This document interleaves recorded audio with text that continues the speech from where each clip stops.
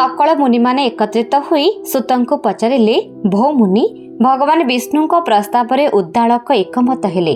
वरुण देवताଙ୍କ कन्या अलक्ष्मी को सतरे कोन ऋषि उद्दालक विवाह कले? जदि विवाह कले केमिति से विषय आंभ को विस्तार करी कहंतु। सुत कहिले, हे मुनिकण, जहा मु शुणिछि ताहा आपणक निकटरे कहूछि शुणंतु। सुत कहिले, भगवान विष्णुଙ୍କ महिमा अनेक। गोविंदଙ୍କ आज्ञारे ऋषि उद्दालक वरुणଙ୍କ ज्येष्ठ कन्या अलक्ष्मी को विवाह करबा पई राजी होई गले। से अन्य ऋषि मानक परामर्श नै वरुणଙ୍କ पुरको दूत पठाइले। वरुणଙ୍କ कन्या को सेठार आनी विवाह मंडप निकटरे उपस्थित कराइले। अनेक ऋषिमुनि माने कन्या को चाहि रहिले। शोभारे से तो अलक्ष्मी थिले, देखिबाकू अति कदर्य, काम भी तांकर अति कदर्य। अलक्ष्मी को रूप देखिबाकू एही परि। पृथुल शरीर, बुढ़ी परी चर्म लोचा कोचा हो जाइछि, बड़ छाती, सरु कटी, पिंगल केश, कान दुईटी लंबा, रक्तवर्ण आखि, नाक दीर्घ, दुई पाख चुली मध्य झिंका जेमिति अलक्ष्मी नाक सेहीपरि ओसारिया पाटी, कान को थरके शुभे नाही, दांत गुड़िक हलदिया देखिबाकू अति भयंकर रूप, जीभ देखिबाकू खंडा सदृश, उच्चा ओठ, कथा गुड़िक कर्कश, पाद गुड़िक दीर्घ और हाथ गुड़िक अति छोट। से शरीर रे अलंकार पिंधि शरीर को आहुरी बेरूप कर देउछि। किछि शोभा पाउ न थाए, सत्य जेमिति गोटिए छेली। काकर प्राय चक्र दृष्टि, सीमंत को कहीं देखि पारु नथिले अलक्ष्मीकर। सबु लोक ऋषिगण अलक्ष्मीक रूप को देखि आश्चर्य होई परस्पर को चाहु थांते। विष्णु आदेश रे उद्दालक एहिपरि कोन निष्पत्ति नेले?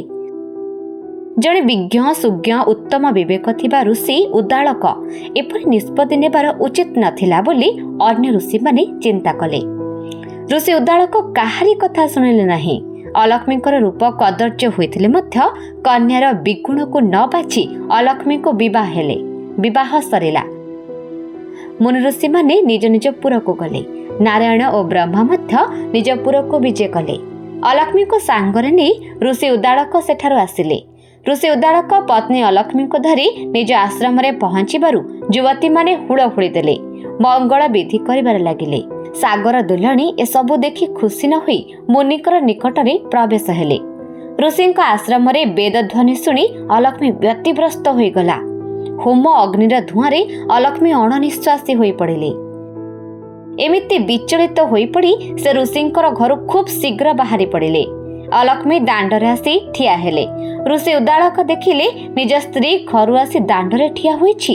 ऋषि कहिले, काहेकि तू मो घरु बाहरी आसी दांडरे ठिया होईछु? लज्जा लागु नाही तते? तो मुहरे सिना लज्जा नाही, मोते लज्जा लागुछि। मो घरे तते किए कोन कहिले कि? मोते कह, मु से कथा बुझिबी। एक दिन बाहागर होईनी तू आसी दांडरे ठिया होई मो इज्जत नष्ट करूछु काहेकि?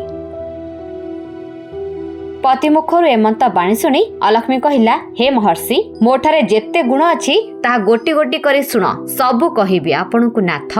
आग्रह सहकारे शुणंतु। मो वरुण राजांकर झियो, वाद विवाद को मु बेसी भल पाए। ता व्यतीत जेउ घरे सबुदिन कली कजिया लागे, दुई जांक भितरे कली, सासु बहुंक भितरे कली जेउठारे लागी रहे सेठारे रहिबाकू मोर इच्छा। जेउठारे पुआ झियो फारिजा प्रभुंकु निंदा करुथिबे सेठारे मु रहे। जो माने मंदिर संस्कार करुनथिबे, चोरी करुथिबे, जुआ खेल, मिथ्या कथा, माड़गोल, परनिंदा, जीव हिंसा करुथिबे सेठारे मु रहिबाकू भल पाए। अलक्ष्मी कहिले, हे तपोधन। अलक्ष्मी कहिले, हे तपोधन, मु केउठारे रहिबाकू भल पाए नाही सुनंतु।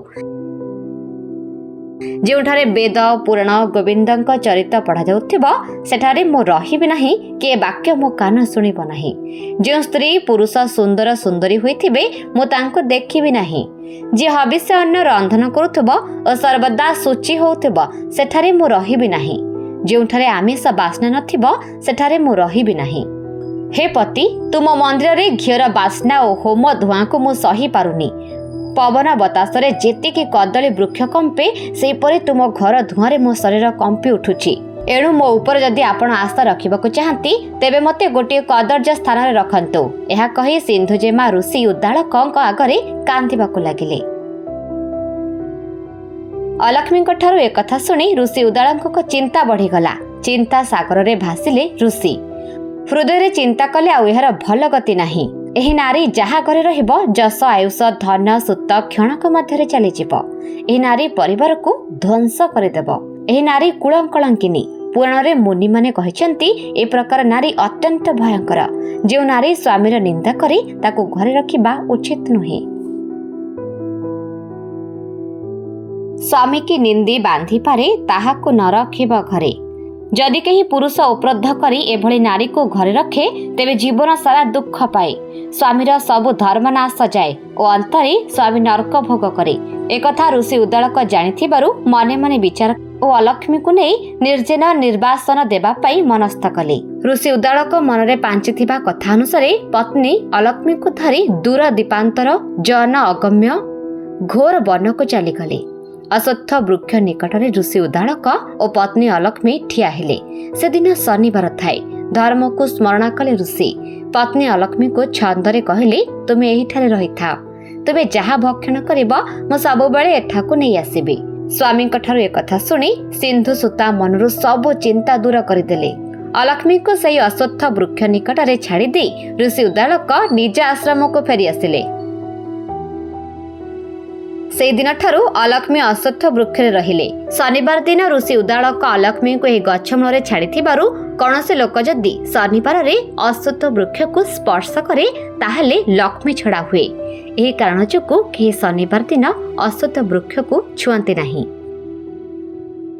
आम धर्म संस्कृति और परंपरा विषय अधिक जानिबा पाई देखुथांतु भक्ति ओडिशा आध्यात्मिकतार अनुभव।